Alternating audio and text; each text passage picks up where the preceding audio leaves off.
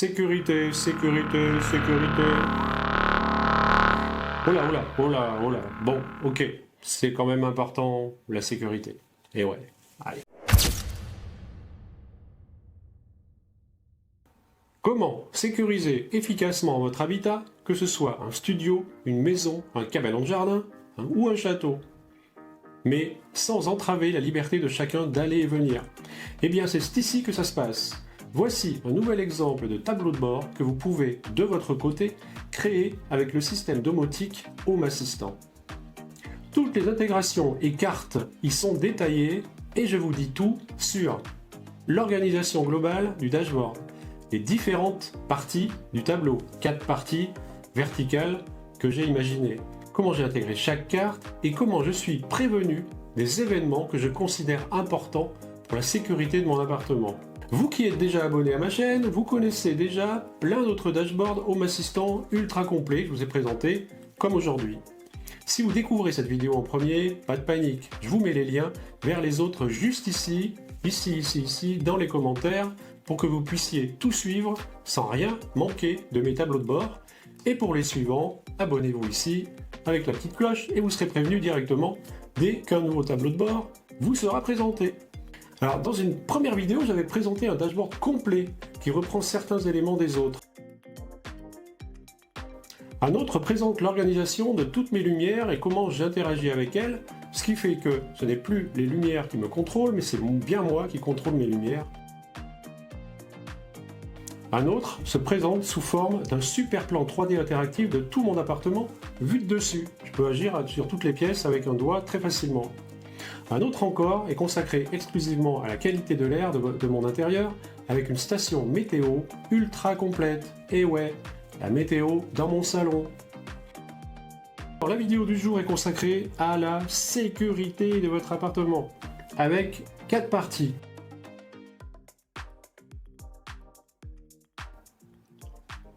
Génial, non? Eh bien, on y va. Youhou! Alors, voici donc le tableau de bord dédié à la sécurité de ma domotique. Vous avez déjà présenté, vous voyez, les tableaux de bord se présentent ici par icône. Première icône, c'est vraiment le tableau de bord de référence que j'ai incrusté dans un écran tactile de 15 pouces dans mon salon, voilà, et que je peux surveiller tous les jours, qui me donne des infos d'un peu de tous les autres tableaux.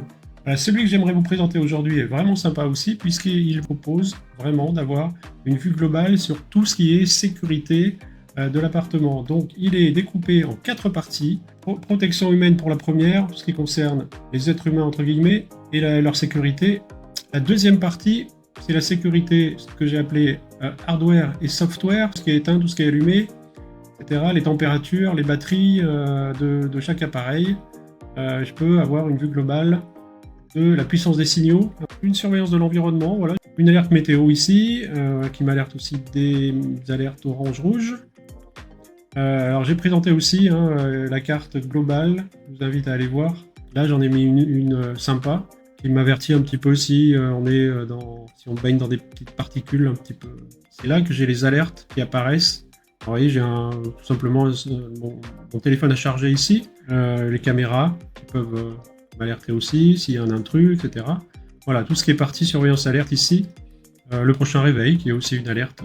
4 colonnes. Si je reprends la première colonne, je l'ai intégrée avec une carte qu'on appelle une banner card qui me permet d'intégrer un titre à la colonne et d'y ajouter les infos qu'on veut à partir des objets connectés. Donc là, moi j'ai choisi le bruit de l'appartement. Voilà, je peux voir, même en cliquant dessus, je peux un petit peu voir si j'ai fait du bruit, à quel moment il y a eu du bruit, plus ou moins. Donc, la température du bain. Donc là, je suis alerté quand le bain atteint, pour les enfants, ça peut être sympa. Quand le bain atteint une température de, allez, on va dire 25 degrés, et moins de 25 degrés, vous pouvez être averti, moins de 20 degrés. L'alarme ici me dit qu'elle est bien désarmée, je suis à la maison, donc elle est désarmée. Le fer à repasser que j'active, alors je peux l'activer ici, et si je clique ici, il est activé pour 3 quarts d'heure. Une petite session de fer à repasser de 3 quarts d'heure, mais qui s'éteint automatiquement au bout de 3 quarts d'heure, et je peux aussi le désactiver quand je veux. Et alors, complètement autre chose, là, c'est les mots de passe. Donc je considère que c'est une protection humaine parce que les mots de passe que j'héberge sur mon NAS, ça peut être important aussi. Si l'application que j'héberge tombe ou ne marche plus, voilà, je peux être averti ici. Alors ces deux boutons sont des button cards. Hein. Je vous mets le lien à chaque fois dans la... Cette carte-là, c'est une carte de type Maps qui me donne la position exacte de mon portable, c'est-à-dire de moi-même, grâce à un tracker intégré. Donc, voilà. Donc moi, mon portable, donc là c'est les pièces de mon appartement, on voit très bien que j'ai pas bougé là depuis un certain temps. Voilà, je peux me traquer moi-même, savoir où est mon portable si je l'ai perdu, etc. Là, on peut voir exactement où il est, à quelques mètres près. Aussi, suivre l'état d'une porte ouverte ou fermée. Ici, c'est intéressant, juste un bouton entité, un capteur de mouvement, pardon. Ici, cette carte-là, elle est dédiée aux orages alentours, qui m'alerte de l'approche d'éclairs. À voir aussi dans la vidéo où je parle de la station météo. Puis, une carte spécialement dédiée aux alarmes de mon appartement. Donc elle est intéressante celle-là, parce que je peux la relier à n'importe quel capteur de mon système domotique. C'est-à-dire que là, en l'occurrence, je l'utilise avec un capteur de vibration. Voilà, donc si vous venez chez moi taper à la porte, je le saurai aussi, parce que l'alarme va se mettre en route grâce à ce capteur de vibration. Alors ça peut être d'autres capteurs, mouvement, détection avec des caméras, etc. Vous pouvez vraiment l'activer. Alors, ce module-là, je l'utilise aussi pour le frigo, par exemple, quand le frigo reste ouvert pendant un certain temps. L'alarme se déclenche. Alors l'alarme, ça veut dire que vous pouvez activer n'importe quel objet connecté qui émet du son, c'est-à-dire les enceintes connectées par exemple, et n'importe quelle ampoule aussi connectée qui émettent de la lumière que vous pouvez faire clignoter, etc. Alors ensuite, c'est le module de ma prise de courant connectée qui m'indique les éléments liés à la consommation et la sécurité de tout ce qui est branché. Et une petite jauge là, ici, pour finir, là, qui me donne la température du bain. Alors chaque colonne se présentant un petit peu de la même manière, la deuxième colonne qui est consacrée à la sécurité plutôt des logiciels et du matériel, se présente un peu de la même manière, avec une banner card en premier, qui me permet d'intégrer donc un titre à la colonne et d'y ajouter des considérations techniques du matériel, comme par exemple la température d'un processeur, la vitesse d'un ventilateur, ou encore le pourcentage de batterie restante pour un appareil. Et toujours en cliquant dessus, je peux voir l'historique ou agir sur l'objet connecté en lui-même. Toujours, il y a l'historique à chaque fois qui se met en route pour la température ici de mon serveur NAS, le ventilo du Raspberry, etc. etc.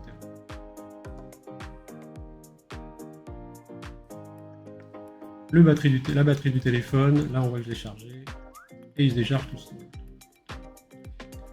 Tranquillement. Là on voit que je l'ai chargé, et il se le décharge tranquillement, jusqu'à la prochaine recharge. Donc ça, sécurité ou surveillance, tout ce qui est matériel, logiciel. Là, j'ai mis un petit module qui s'appelle une carte mini-graph card, qui me permet d'intégrer plusieurs infos sur une même ligne horizontale. Alors ici, je l'utilise pour les données de l'onduleur qui protègent mon serveur NAS des aléas électriques. Donc je peux être prévenu aussi quand il y a eu une coupure. Mais en théorie, si l'onduleur fait bien son travail, il n'y a pas de coupure pour le NAS qui se remet en route automatiquement. Alors, juste 2 minutes d'autonomie parce que la batterie commence à être un peu vieille. Autonomie en cas de coupure, ici. Et je suis averti quand la batterie... Quand il n'y a plus que 50% de batterie restante, c'est-à-dire au bout d'une minute. Là, je vois qu'il est chargé à 100%, impeccable. Vous voyez qu'il est un peu vieux, fabriqué 2015, il faudrait que je le change.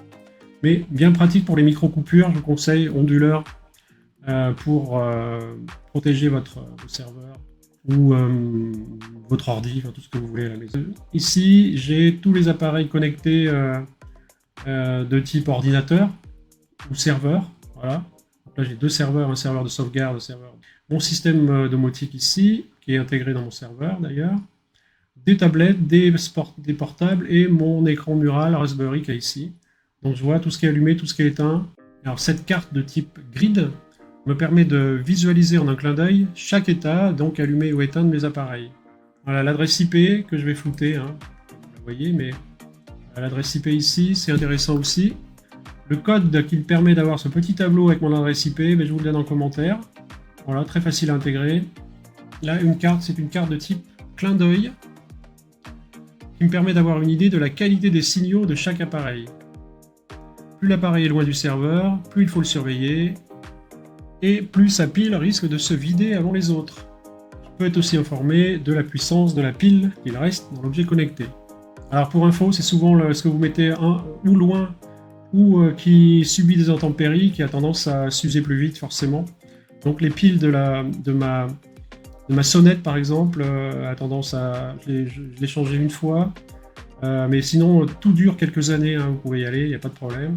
Sauf vraiment quand vous mettez des capteurs d'humidité par exemple dans les plantes qui sont à l'extérieur, là, il y a plus qui passent l'hiver, il y a plus de chances que vous deviez les changer, ou un capteur qui est assez loin de votre serveur. Globalement, ça dure des années si vous avez un appartement.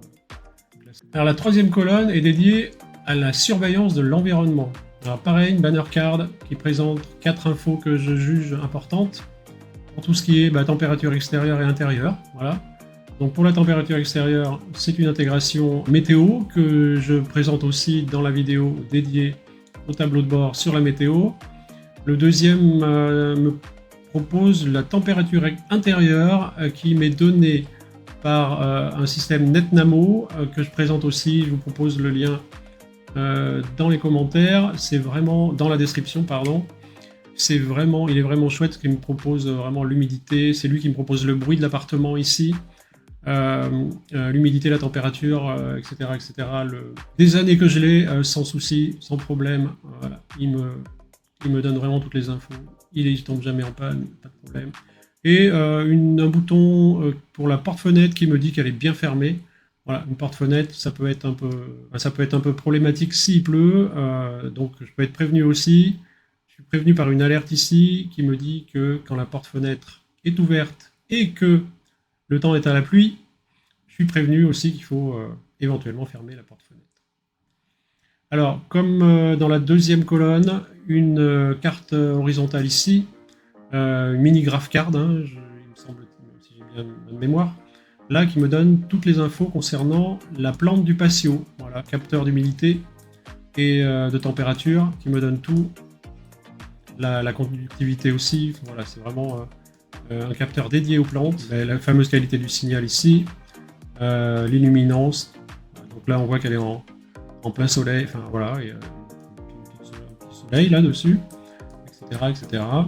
Et une petite carte alerte météo que je présente aussi dans le tableau de bord consacré à la météo. Alerte vert, même si ça apparaît en rose, il n'y a pas d'alerte, tout est bon. C'est une carte de type Mushroom Template Card qui change de couleur en fonction des niveaux d'alerte météo. Donc vous pouvez l'utiliser pour autre chose. Intéressant, elle change de couleur selon l'état qu'elle remonte. Type. Alors cette carte-là, c'est une carte de type page web qui me permet de voir le taux de particules là, dans l'air de la région donnée. Je vois que là, on est un petit peu protégé des particules. Alors je vous avais déjà présenté cette carte-là dans une autre vidéo, mais je vous conseille vraiment d'aller faire un tour. Elle est vraiment mais exceptionnelle cette carte-là, gratuite, parce qu'elle vous permet d'avoir une vue globale de tout ce qui se passe sur la Terre, au niveau des vents, des vagues, de la température, de tout ce qui se passe vraiment dans l'environnement, des tourbillons. À partir de là, vous avez toutes les infos ici. Je fais un aparté là-dessus à chaque fois, mais elle est vraiment chouette cette carte. Tout ce qui concerne la surveillance de l'environnement, donc vous pouvez rajouter autant de cartes que vous voulez.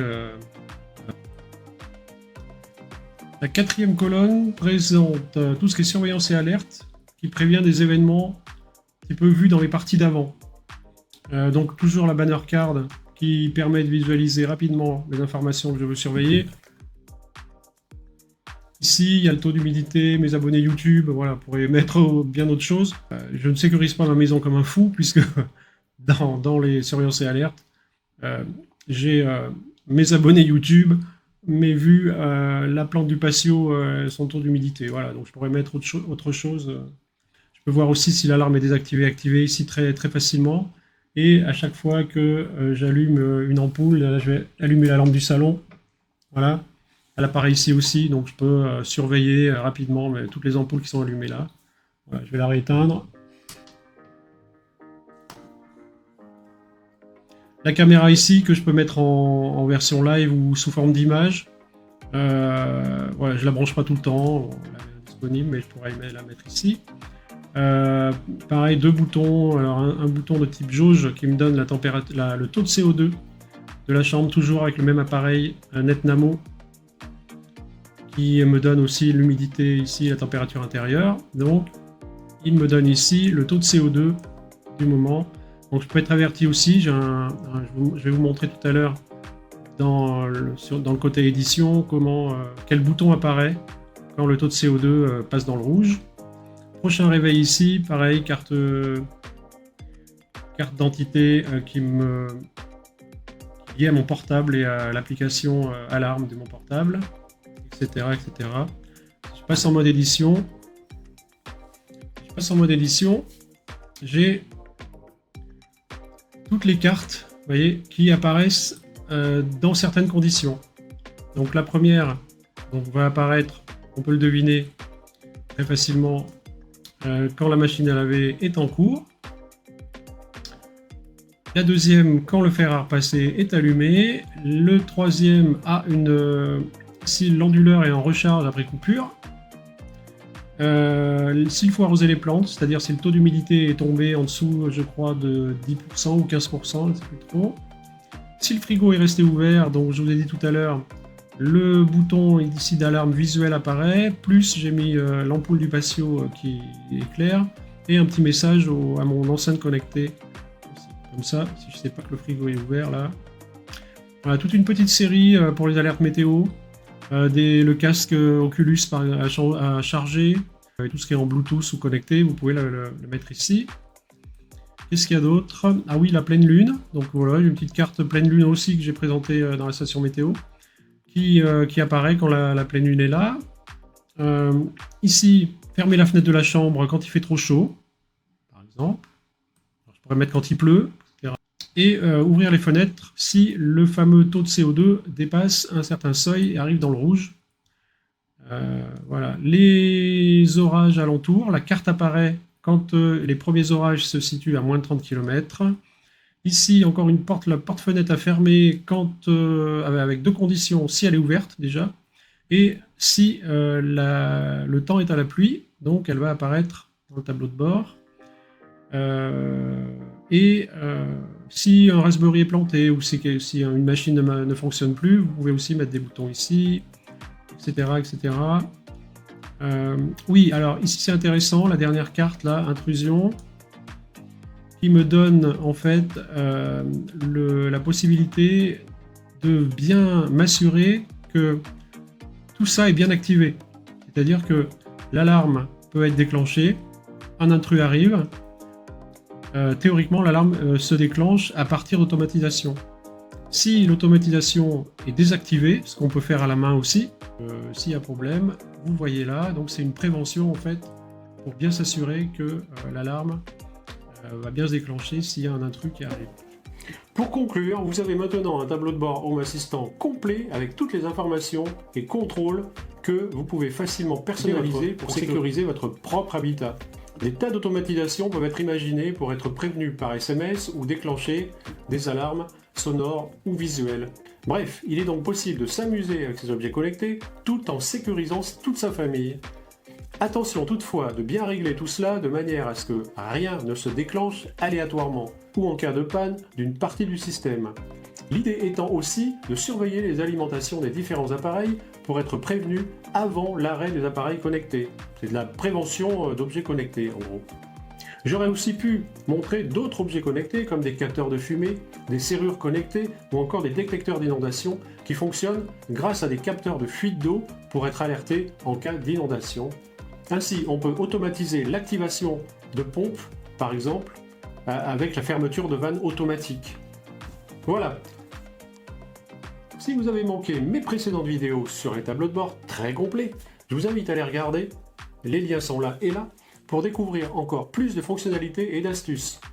N'oubliez pas de liker cette petite vidéo si elle vous a aidé, de vous abonner, cliquez sur la cloche pour ne rien manquer des prochaines vidéos. Allez, à bientôt pour de nouvelles vidéos. Salut, ciao.